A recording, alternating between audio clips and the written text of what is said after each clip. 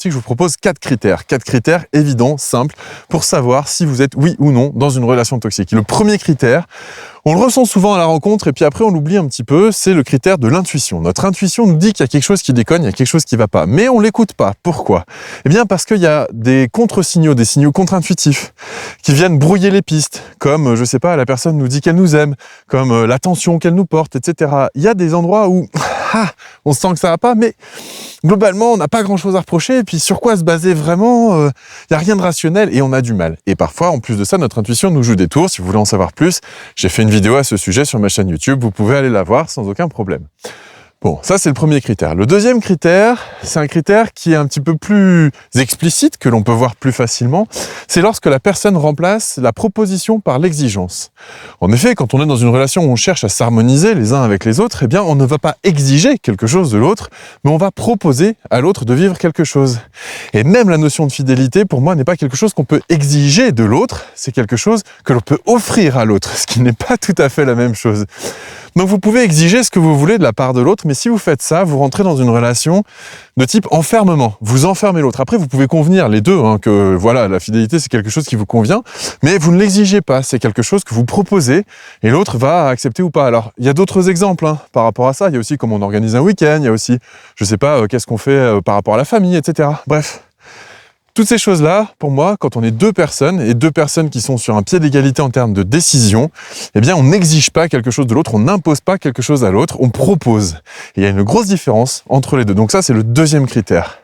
Le troisième critère, peut-être que vous le connaissez un petit peu plus, ça va un petit peu plus loin, c'est-à-dire c'est la conséquence de ce que je viens de dire, c'est le chantage affectif. Lorsque vous avez une personne qui vous fait du chantage affectif, eh bien, ça veut dire que cette personne va, en gros, dire ouais non mais tu m'aimes pas, ou alors ouais mais moi je t'aime tellement, ou comment tu peux me faire ça à moi, voilà, ce genre de phrase où on va vous culpabiliser de prendre une décision qui vous convient à vous, mais surtout qui ne convient pas à l'autre, et donc elle va user de levier de pression sur l'émotionnel pour faire en sorte de vous faire changer d'avis, c'est-à-dire qu'elle n'accepte pas votre avis, votre décision, et elle va chercher à vous influer dans le sens que vous ne voulez pas au départ. Et puis souvent on est là, on se dit ouais, allez, je vais bien faire un petit effort, un petit sacrifice, une petite concession, un petit compromis, parce que le couple est fait de compromis. Alors, dans une certaine mesure, oui, sur les comportements, mais pas sur les besoins. On compromet jamais ses besoins, on sacrifie jamais ses besoins, et on fait jamais de concessions sur ses besoins, parce que sinon, on paye la facture à la fin de la relation. Ceux qui l'ont déjà vécu, vous savez de quoi je parle. Ça, c'est le troisième critère. Et le quatrième critère, eh bien, celui-là, il est un petit peu plus difficile à percevoir, c'est le non-respect des limites. Pourquoi il est difficile à percevoir? Parce qu'on n'est pas été habitué, nous, dans notre enfance, à poser des limites sur ce sur quoi on est d'accord et ce sur quoi on n'est pas d'accord. Sur la limite de notre intégrité. Ça, c'est souvent quelque chose qu'on a du mal à déterminer. Pourquoi?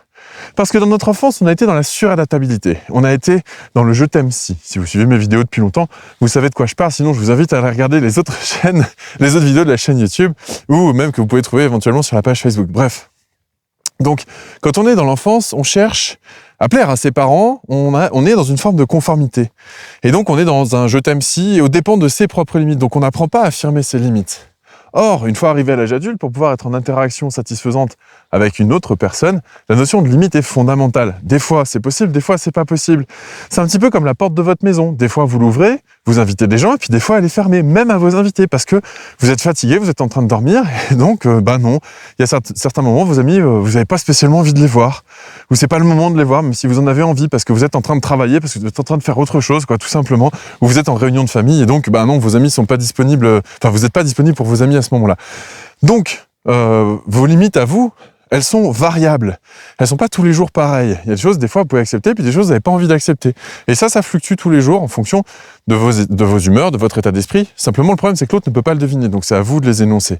Mais si l'autre ne respecte pas vos limites une fois que vous les énoncez, c'est qu'a priori, vous êtes parti pour être dans une relation hautement toxique, puisque la personne n'apprend pas à s'arrêter quand vous dites stop.